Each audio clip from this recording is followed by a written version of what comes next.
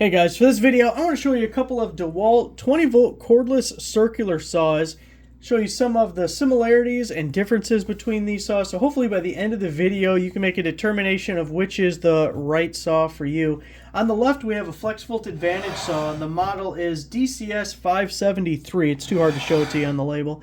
And then on the right we have an older model that is the DCS 393. Now this one I've had for a while. This one you can tell is a newer saw, but we can still look at them and give you some indications of the differences and what may be a better option for you. So starting with the 393 over here, this is a 6.5-inch saw. I believe the RPM is somewhere around 3,800. It's in the high 3,000s. It has a brushed motor, a motor with brushes, not brushless like this guy over here. And I actually like the safety switch on this one, because it's like got these ears or paddles that stick out, and to me that is just a very comfortable and easy thing to get a hold of there. The one on the 573, it's a spring-loaded push button that passes all the way through, and to me it's just not as comfortable to reach. Now without a doubt, it's you know, the Flexvolt Advantage is a better saw. Just looking at them, it is a newer model, it has more features, more power. You know, everything about this is really better, but that's not to say just blanketly everyone should be getting this, because the 6.5-inch is likely capable of everything you would need it to do. It's also smaller and lighter. So a 6.5-inch blade to a 7.25-inch blade, if you're not going to be cutting something where you need that extra cutting depth or that bigger saw blade, then that may just be a wasted difference to you. But do not discount the fact that it's lighter and more portable. If you ever have to take it with you, it's just easier. But also, if you're holding this in an awkward position, you would much prefer a light, smaller saw compared to a big, heavy saw. So there's definitely instances where this guy is a little bit better. Now, with this 573 on the left, it is a Flexvolt Advantage tool. So you can use regular 20-volt batteries, or you can use the Flexvolt batteries. DeWALT says you get about 70% more power with a Flexvolt battery. So if you're going to go with this, you don't have to use Flexvolt batteries, but you're really losing one of the main reasons for owning the saw if you're not going to at least have a Flexvolt battery to use it in times that, you know, you're cutting something, you know, more difficult to cut, thicker or harder wood or whatever it is. You know, if you're in an instance where you need that, you know, you really should have a Flexvolt battery at least available to you. Also on this guy, it's fully capable of different things. Like 2x, I've cut a bunch with it just fine.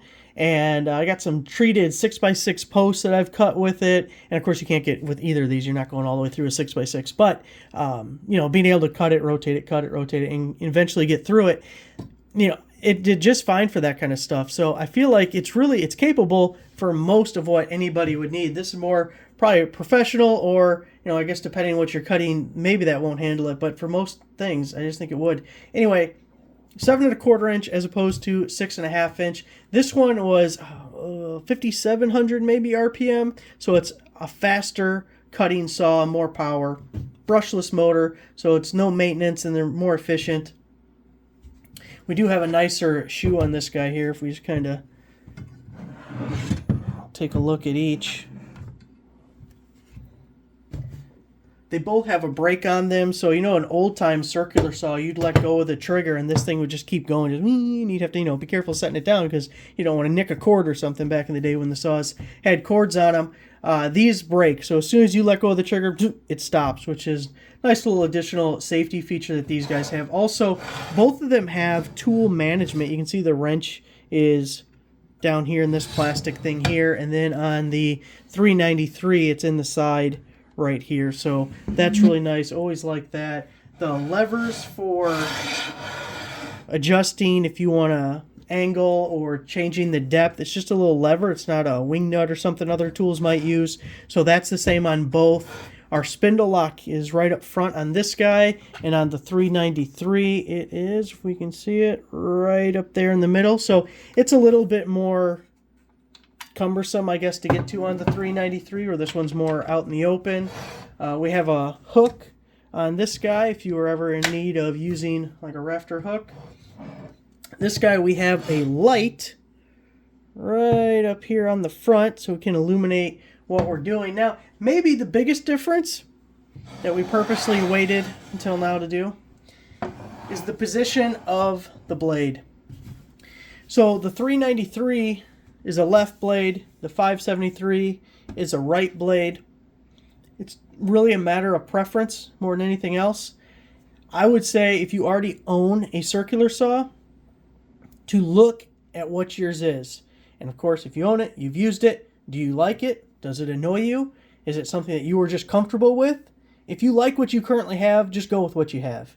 If what you have now you don't like, well, first I would say try and borrow one or something so you can try a saw with the blade on the other side. But if that's not possible, then maybe try the other side.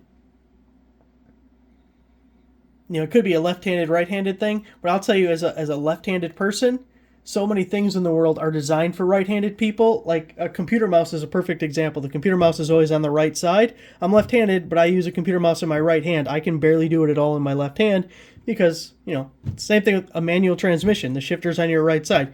Look, left-handed people, you just got to get used to living in a right-handed world. So even that really doesn't even come into play. It's really, to me, just a matter of preference of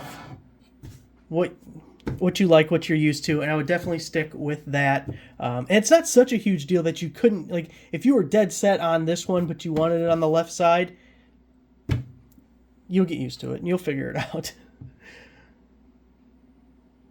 All right, guys, that's it. Hopefully it was helpful. Bigger, better, stronger, can use the Flexvolt batteries and get additional benefit out of it. Brushless motor. Smaller, lighter, more compact. I think still has plenty of power, but not everyone will agree. So there it is. Thanks for watching.